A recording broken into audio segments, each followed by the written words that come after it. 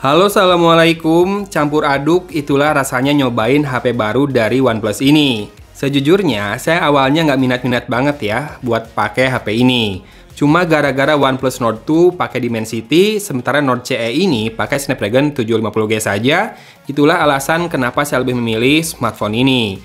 Bukan kenapa-kenapa, nggak benci juga sama MediaTek, cuma pengalaman saya waktu coba HP-HP 5G yang pakai Dimensity, ada karakter kamera yang agak aneh di kondisi indoor. Sebetulnya saya pengen nyobain OnePlus 9 juga, cuma belakangan saya lagi senang pakai Snapdragon seri 7 saja.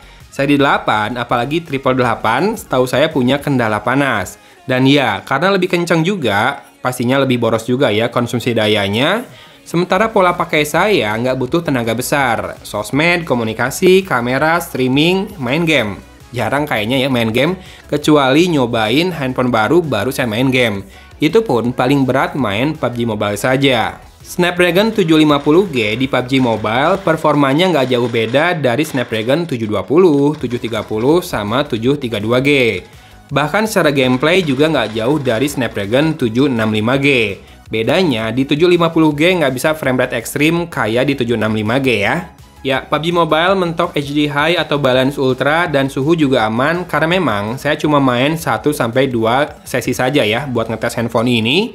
Info saja, skor Antutunya 383 ribuan dengan suhu yang meningkat sekitar 5 derajat waktu pengetesan. Seperti biasa, Oxygen OS adalah alasan utama saya untuk excited menjajal HP ini. Yang baru saya coba di kali ini adalah Always On Display-nya yang bisa nunjukin konsumsi kita terhadap smartphone ini. Berapa kali unlock dilakukan terhadap smartphone ini, serta frekuensi dan durasinya, tergambar pada 2 buah bar yang memanjang di Always On Display yang pilihan yang ini ya. Lumayan beda dan berguna buat saya ini, karena sebelumnya saya suka pakai yang kanvas. Itu loh yang sketsa dari wallpaper yang kita pakai saat ini. Tak bisa dipungkiri, Oxygen OS masih jadi salah satu yang paling cocok buat saya, walau kalau dirasa-rasa, belakangan ini saya lebih nyaman di One UI.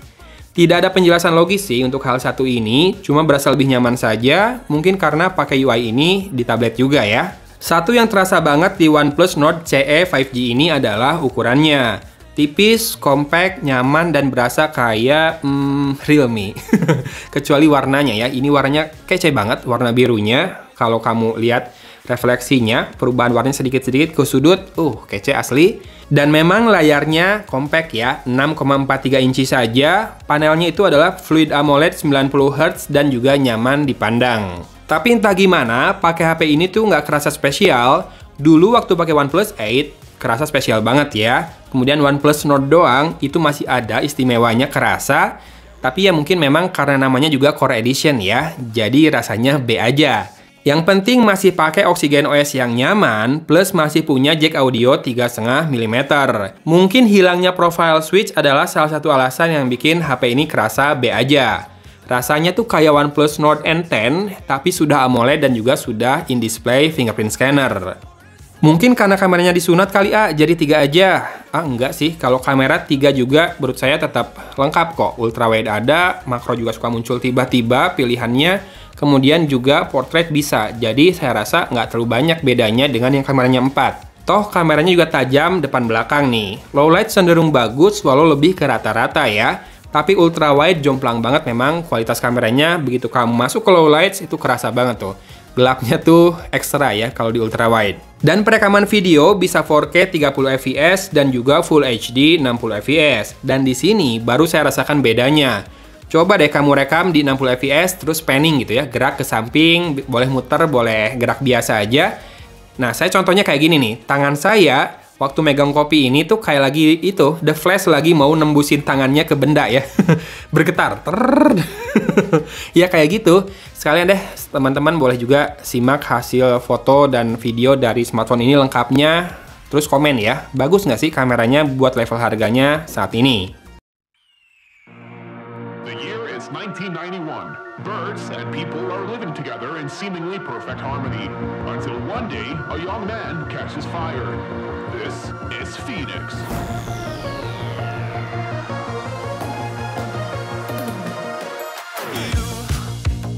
You've been knocked down and got up again. In a corner, you're surrounded, no defenders.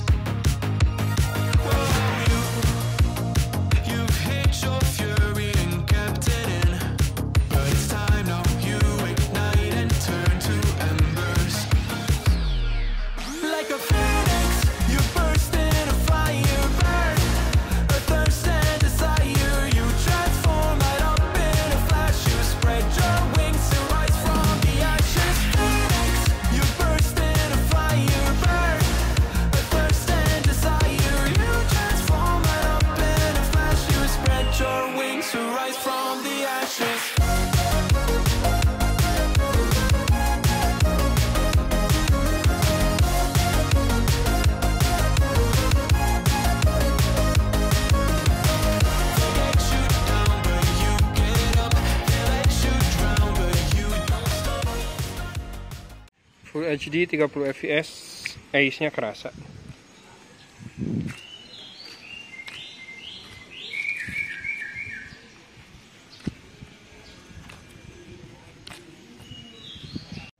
Sekarang 4K.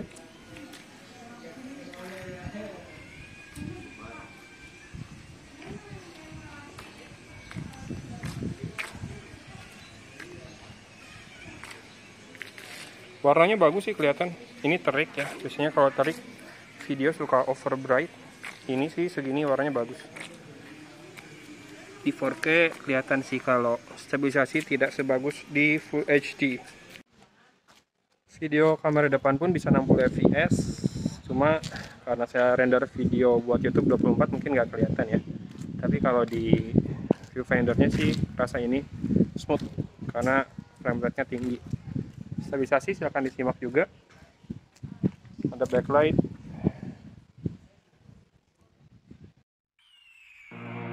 The year is 1991. Birds and people are living together in seemingly perfect harmony. Until one day, a young man catches fire. This is Phoenix.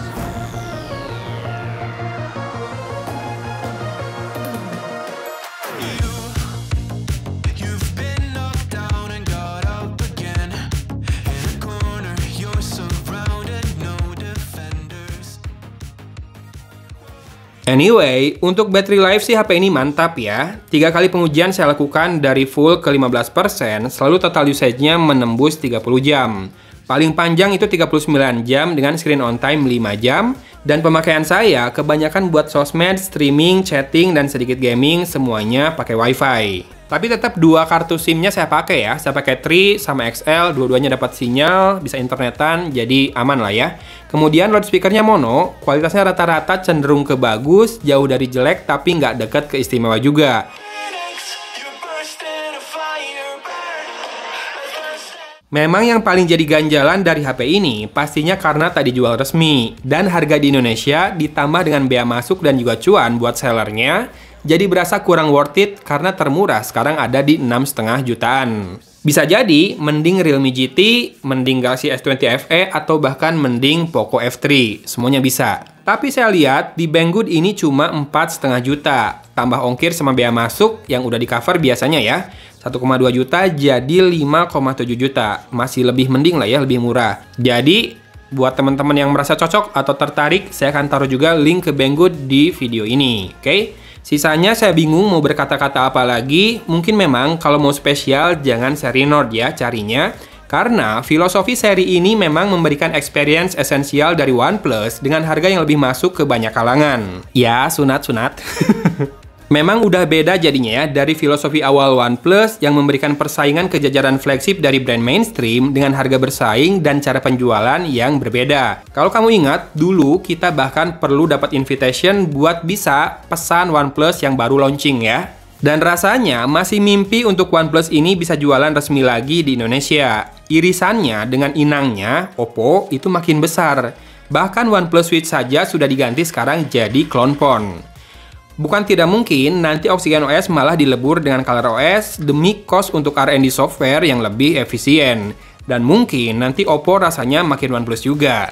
Kalau sudah begitu, mungkin malah nanti tak ada alasan buat beli OnePlus lagi, karena rasanya sudah sama banget dengan Oppo, atau bahkan Realme mungkin ya.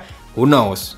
Jadi, buat saat ini, saya akan puasa dulu nyobain smartphone-smartphone OnePlus, terutama seri Nord, tapi masih punya utang nih buat review OnePlus Nord N100 ya, ke Banggood ya. Jadi, teman-teman kalau mau lihat nanti video reviewnya yang N100, jangan lupa nyalain lonceng notifikasinya, biar nggak ketinggalan ya kalau nanti ada videonya. Habis itu mungkin saya hiatus dulu nyobain smartphone OnePlus. Oxygen OS, ya tahu-tahu nanti pas coba lagi malah udah jadi Color OS mungkin ya. Nggak tahu lah, kita lihat aja ke depannya. Yang penting jangan lupa bersyukur ya, pokoknya mah ya. Gitu aja videonya kali ini. Terima kasih sudah menyimak. Dari Kota Cimahi, Agun pamit undur diri. Wassalamualaikum warahmatullahi wabarakatuh.